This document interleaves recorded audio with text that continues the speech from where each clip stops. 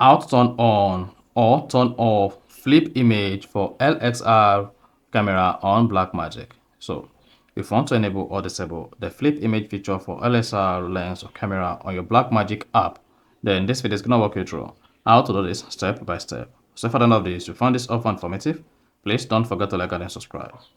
Now, the first you want to do is go ahead and open the Blackmagic camera app on your phone. Once you open the Blackmagic camera app, then go to settings. Once you click on settings on the settings page, scroll down the page, then locate flip image for XLR lenses and then turn this on if it is disabled. Once that is disabled and you turn it on, you can now go back to the camera, then start recording your video using the Blackmagic camera.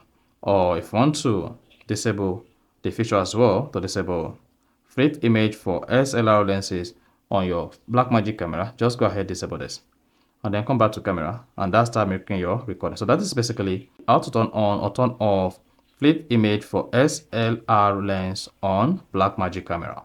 So if you found this offer informative, please don't forget to like and then subscribe.